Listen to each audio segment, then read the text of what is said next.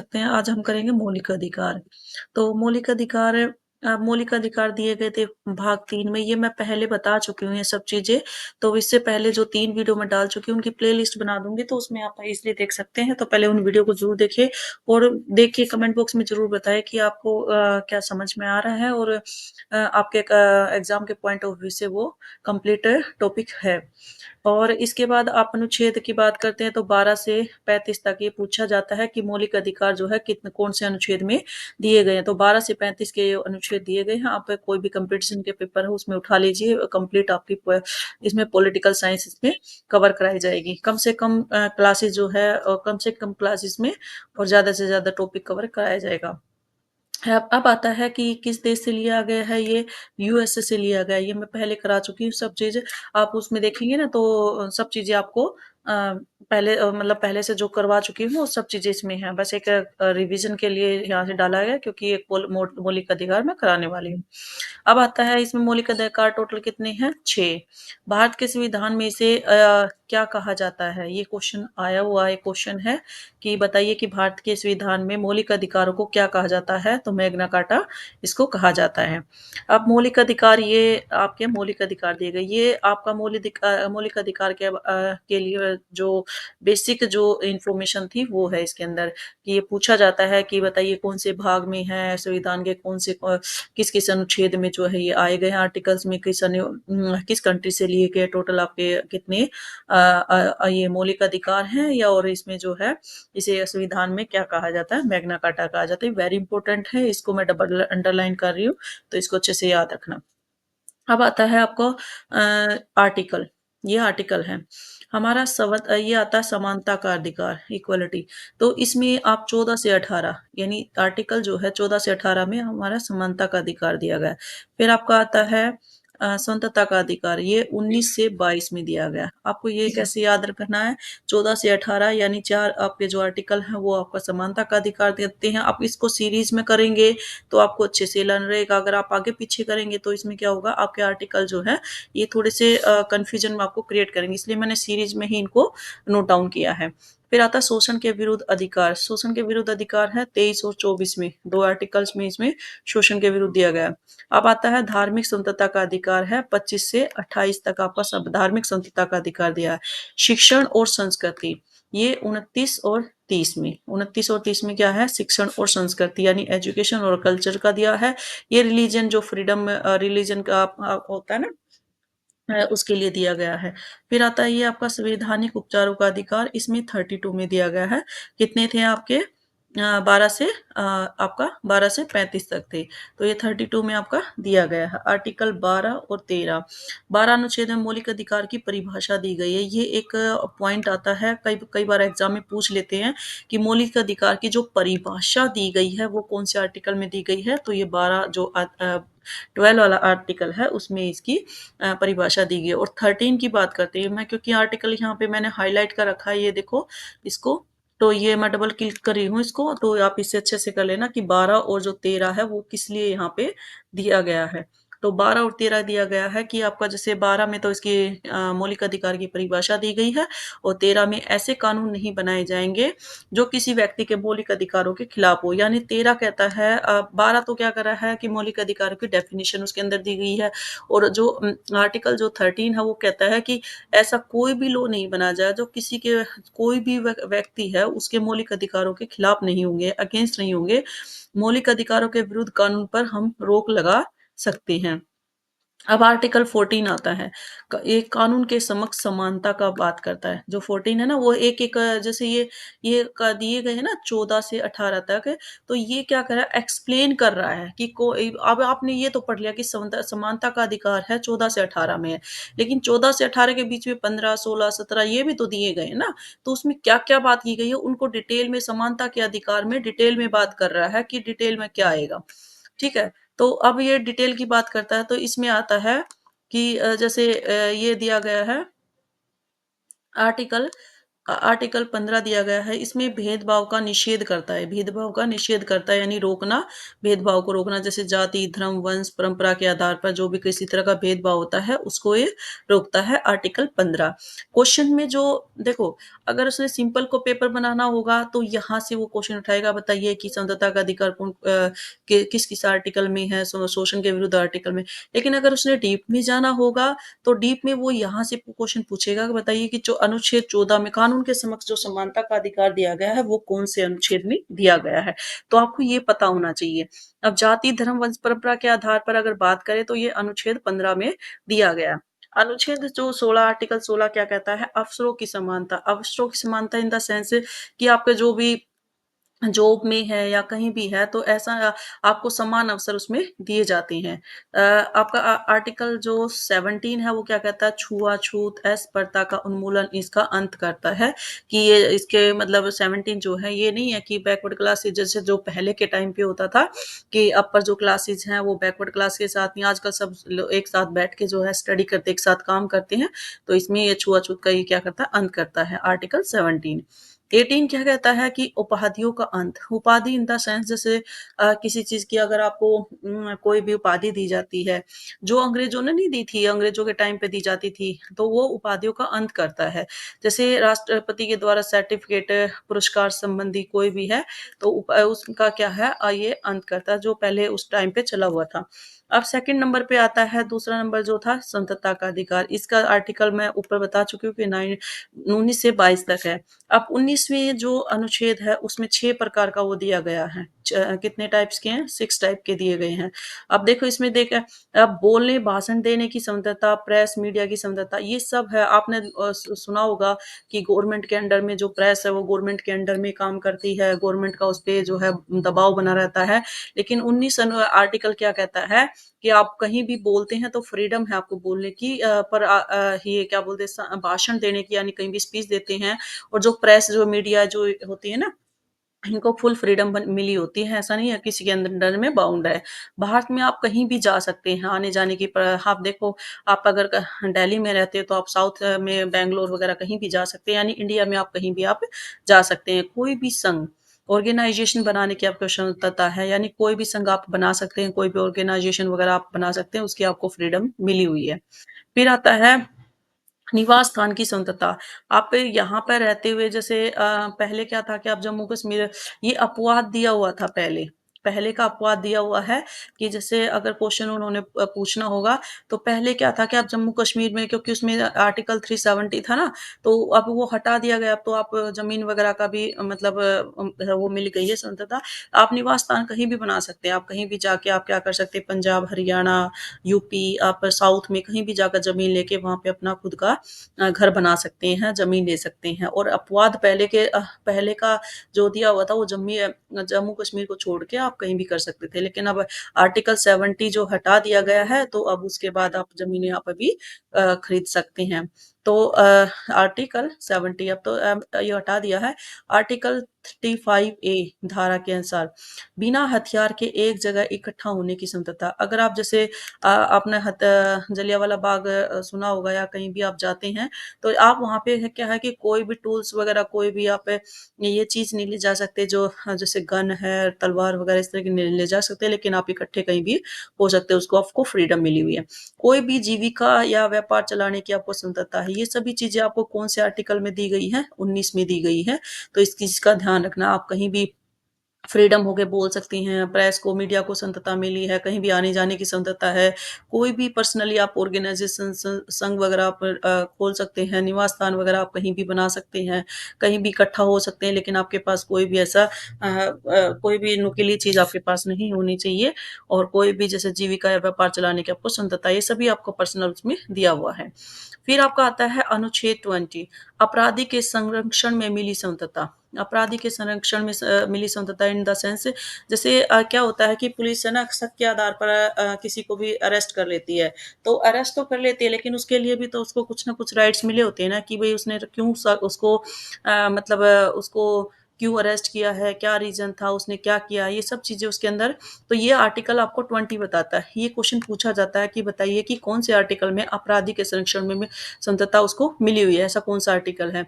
या ये पूछेगा कि एक अपराध को सज़ा या का प्रावधान एक ही बार दिया गया है। सीजीओ वो करता है ना उसको, तो ये अपराध का जो सज़ा का प्रावधान किया गया है, ये आर्टिकल 20 में है। जो कानून उस समय मान्य है, उसी के अनुसार सज़ा का प्रावधान होगा। तो ये चीज़ें ना आर्टिकल इसमें दी गई है, क्योंकि इसमें बोला ना अपराधी के संरक्षण में जो भी यानी उस टाइम पे जो भी लॉ वगैरह है, जो भी उसमें अमेंडमेंट वगैरह किए हैं या जो भी उस टाइम पे कानून बनाए गए हैं, तो उसके हिसाब से उसको सज़ा दी जाएगी। कोई भी पुलिस अधिकारी अगर गिरफ्तार करता है किसी भी अपराधी को, तो स्वयं के विरुद्ध गवाही देने के लिए बाध्य नहीं कर सकता। यानी उसको ज़बरदस्ती, जैसे आप टीवी वगैरह में देखते हैं ना, उसको मार-मार के उसको कबूल कराया जाता है, पर ऐसा नहीं है।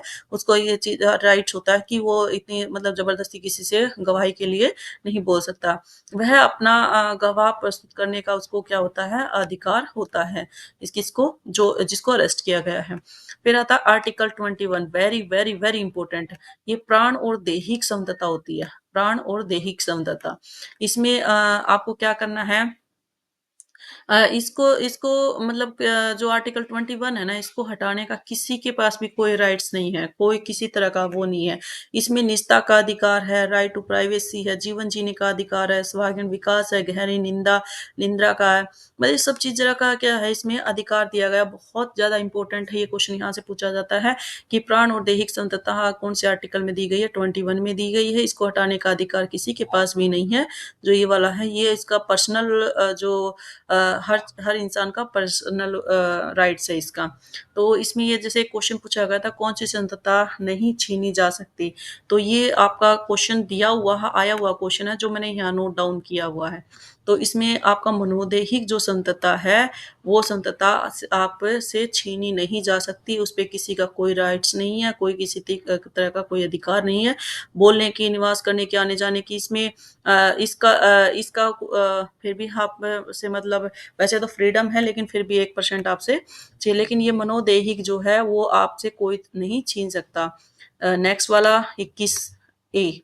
21 ए भी वेरी इंपॉर्टेंट है। 6 से यानी 6 साल से 14 वर्ष के बच्चों को अनिवार्य और निःशुल्क एजुकेशन मतलब इसमें दी जानी चाहिए। इसके लिए वेरी वेरी इंपॉर्टेंट, बहुत बार रिपीटेड क्वेश्चन आता है इसमें कि बताइए कि ऐसा कौन सा आर्टिकल है जिसमें, अब इसमें 21 भी मिलेगा और 21 ए भी मिलेगा। तो आपको ध्यान रखना है कि जो 6 से 14 साल के बच्चों को जो है अनिवार्य और निःशुल्क जो है शिक्षा दी जाती है।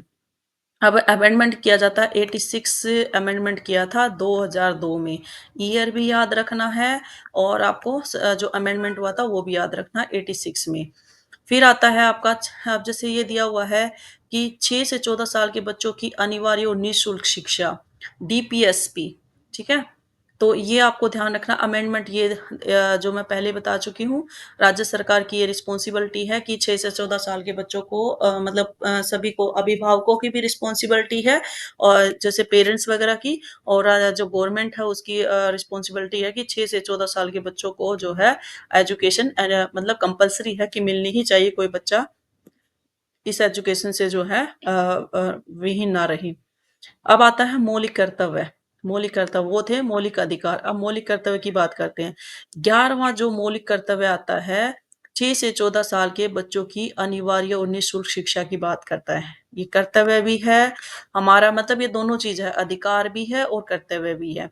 तो ये चीज़ कभी अब पूछा जाता है कि बताइए कि ऐसा कौन-सा आर्टिकल है जो एक मौलिक अधिकार होते-होते भी मौलिक कर्तव्य भी है। यानी हमारा कर्तव्य भी बनता है ये, और हमारा राइट्स भी बनता है कि 6 से 14 साल के बच्चों को निःशुल्क और अनिवार्य शिक्षा मिलनी चाहिए। अमेंडमेंट मैं पहले बता चुकी हूँ कि 86 अमेंडमेंट था। फिर आता है आर्टिकल 22। आर्टिकल 22 में क्या दिया हुआ है, शक के आधार पर या मनमाने ढंग से हिरासत में लिए गए व्यक्ति की को मिली स्वतंत्रता। अगर आप शक के आधार पर और मनमाने ढंग से अगर किसी को हिरासत में ले लेते हैं, तो उसके लिए आपको 22 जो है आपका आर्टिकल आता है। इसमें आपको देखो, सबसे पहले क्या है, आपको कारण जानने की स्वतंत्रता होती है। फिर 24 घंटे के अंदर मजिस्ट्रेट के सामने पेश होने की स्वतंत्रता होती है। ठीक है? बचाव में अगर उसने कुछ तर्क देना है, कुछ भी आपको उसकी स्वतंत्रता होती है, अपनी पसंद का वकील जो है उसको चुनने की स्वतंत्रता होती है। ये चीज़ें तीनों पूछेगा और पूछेगा कि कौन-से आर्टिकल में होती है। आपको पता होना चाहिए कि जैसे 24 घंटे के अंदर मजिस्ट्रेट के सामने पेश किया, ये क्वेश्चन आया हुआ है। यहाँ पर क्या करेगा वो नहीं का वर्ड यूज़ करेगा। अब यहाँ पॉज़िटिव होगा तो नहीं का यूज़ करेगा। देखो नेगेटिव क्वेश्चन होगा तो पॉज़िटिव ऑप्शन होंगे, अगर पॉज़िटिव ऑप्शन होगा क्वेश्चन होगा तो नेगेटिव ये ऑप्शन देगा। तो ये आपको ध्यान रखना है कि क्वेश्चन में वो पूछना क्या चाहता है। यहाँ पे एक बार दिया गया था कि 24 घंटे के अंदर मजिस्ट्रेट के सामने पेश होने पर अपने बचाव में तर्क प्रस्तुत करने की स्वतंत्रता उसको नहीं दी जाती। तो ये चीज़ आपको ध्यान रखना है, ठीक है? कारण जानने की इसको स्वतंत्रता होती है, अगर वो उसको भी क्यों वो उसको अरेस्ट किया गया है। ठीक है, इसमें फिर एक जगह आया था कि वकील क को अपनी पसंद का वो वकील करने की इसको कोई स्वतंत्रता नहीं होती, तो ये आपको पता होना चाहिए। फर्स्ट तो ये आपको पता होना चाहिए कि अनुच्छेद कौन-सा है, 22 है और दूसरा आपको पता होना चाहिए कि इसमें क्या-क्या चीज़ें इसने पूछी है। अब आर्टिकल 22 और 20 आर्टिकल 20 और 22 में इसमें कंपैरिज़न दिया हुआ है। देखो अपराधी के लिए है, जो भी अरेस्ट करते हैं ना उसके लिए है। इसमें क्या दिया गया है कि दंड के दोहरे दंड से मुक्ति अगर अपराधी दोहरे दंड से मुक्ति के लिए आप क्या कर सकते हैं और शक के आधार पर। एक तो अपराधी होता है जिसने अपराध किया है, वो तो आर्टिकल 20 में और जो एक होता है शक के आधार पर वो 22 में है, ये ध्यान रखना। अब जो जिसने देखो अपराध किया है वो तो 20 में है यानी पहले जो अपराध वाले को करा जाएगा तो पहले आर्टिकल आएगा 20 और अगर शक के आधार पर होगा 22 यानी वो तो एक खाली शक के आधार पर है। अब इसमें ये चीजें ध्यान देने की है क्योंकि कई बार पूछ लेता है कि बताइए इसमें अपराधी को कौन-कौन से पूरा क्वेश्चन पूछा जाता है अच्छे से। तो इसमें दिया जाता है जैसे दोहरे दंड से मुक्ति, एक अपराध की एक सज़ा। यानी अगर बंदे ने एक अपराध किया है तो उसकी एक ही सज़ा होनी चाहिए। दूसरा है जो कानून लागू है उसी के अनुसार यानी ये नहीं है कि अ, उसको सज़ा मतलब अभी कानून कुछ और है और सज़ा उसको किसी और लॉ के हिसाब से उसको दी जा रही है। अपनी पसंद का गवाह या साक्ष्य जुटाने की स्वतंत्रता यानी अगर किसी ने कोई भी क्राइम किया है तो वो अपनी पसंद से गवाह ला सकता है और वो अपनी पसंद से ही कोई जितने भी प्रूफ वगैरह जो होते हैं वो ला सकता है। इसके अंदर ये दिया हुआ है। फिर आप आर्टिकल 22 क्या कहता है जो शक के आधार पर खाली एक डाउट होता है ना कई बार शक के आधार पर भी उनको अरेस्ट कर लेते हैं। जैसे वो उससे क्वेश्चन पूछ सकता है कि भई उसे क्यों गिरफ्तार किया गया? क्या किया उसने? यानी एक इसको कारण जानने की स्वतंत्रता होती है। फिर आता है 24 घंटे अगर उसको न्यायालय में पेश और बचाव में बोलने की स्वतंत्रता होती है। यानी 24 घंटे के अंदर-अंदर ये नहीं कि उसको शक के आधार पर अरेस्ट करके अंदर डाल दिया और उसको उसपे मतलब किसी तरह का उसको वो अपने मतलब बचाव में बोल भी ना सकते कि उसने कुछ किया नहीं और उसको वैसे ही पनिशमेंट करें, ऐसा नहीं है।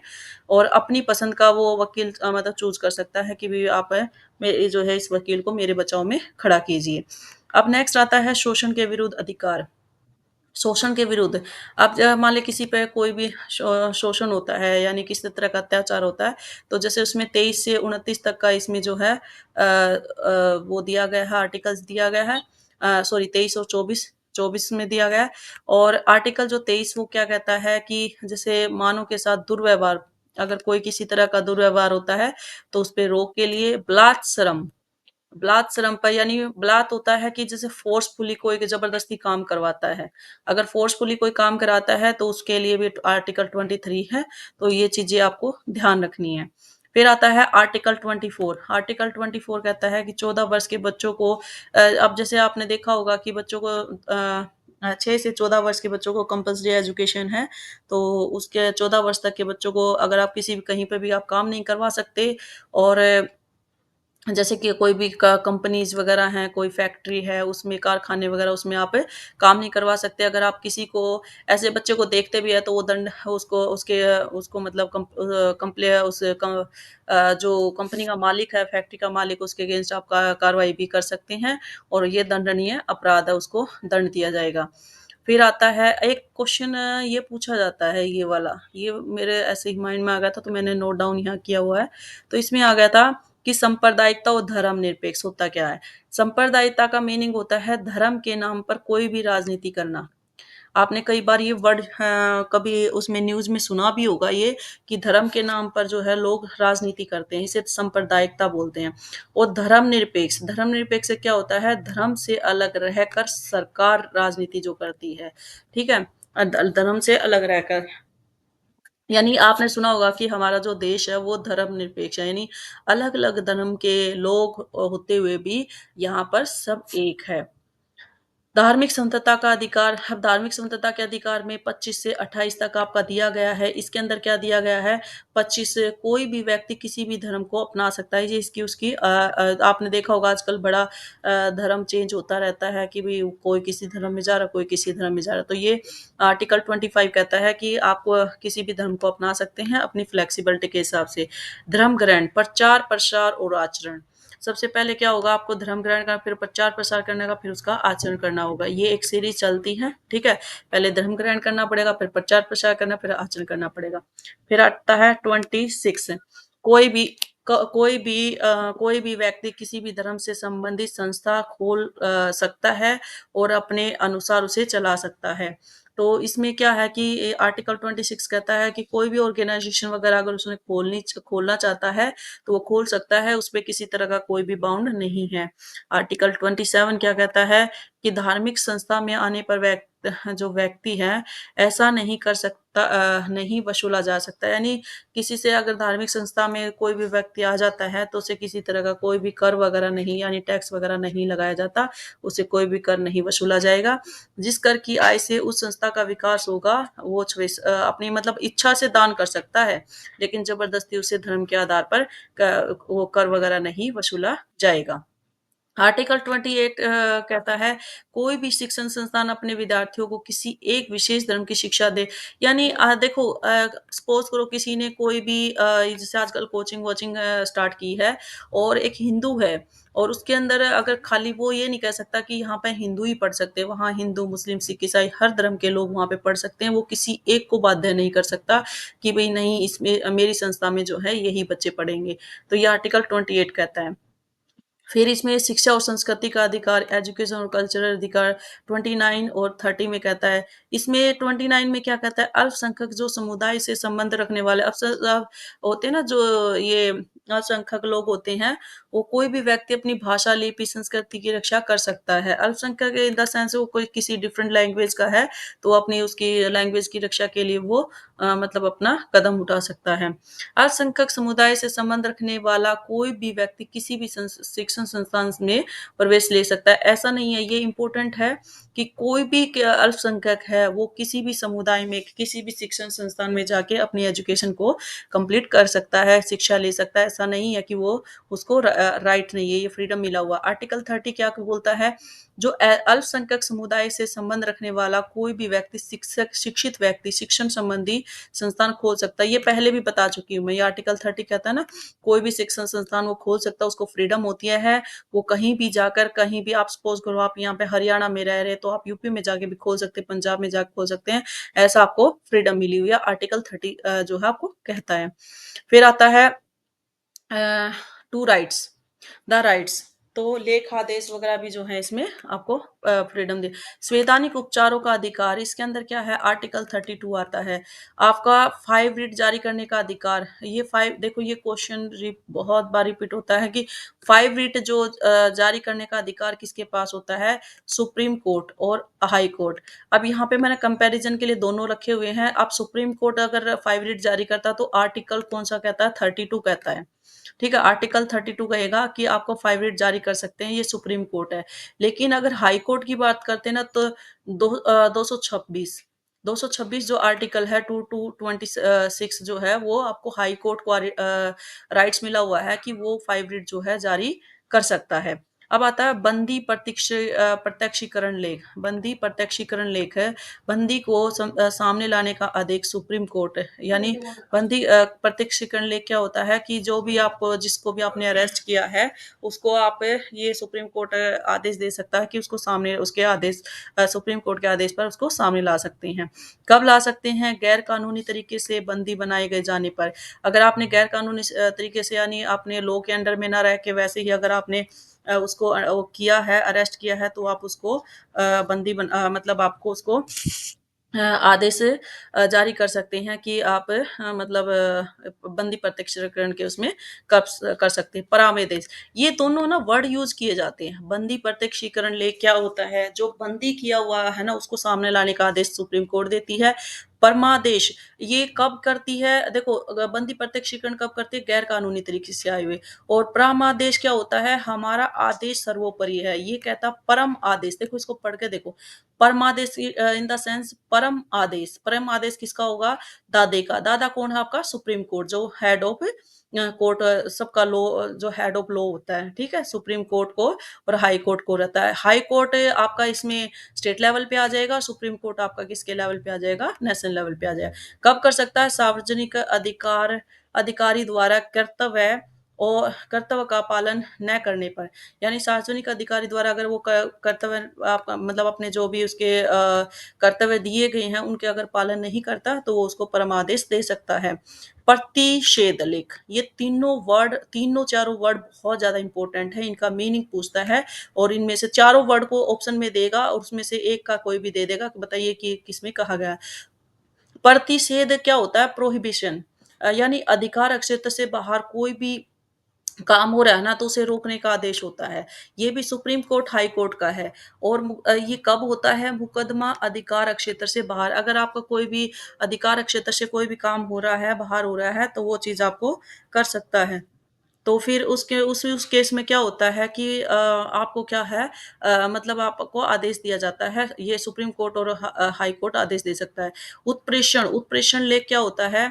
उत मतलब ऊपर, ऊपर भेजने का, और प्रेषण होता है भेजना यानी आदेश। सुप्रीम कोर्ट को यानी उस उत्प्रेषण मतलब उत मतलब ऊपर, और प्रेषण होता है भेजना, यानी सुप्रीम कोर्ट, हाई कोर्ट को जब मुकदमा लंबे टाइम तक चलता है ना, यानी काफी टाइम तक अटका रहे या लंबे समय तक अटका रहे और उसका कोई भी वो ना हो तो न्यायालय में भेजने का उसको आदेश होता है। तो इस तरह की वीडियो के लिए आप इस चैनल को सब्सक्राइब जरूर कीजिए, लाइक शेयर कीजिए, और इस नोट्स को है ना मैं अपने टेलीग्राम चैनल पे शेयर कर दूंगी, आप वहां पे जाकर इसको ज्वाइन कर सकते हैं, आप नोट कर सकते हैं इसका।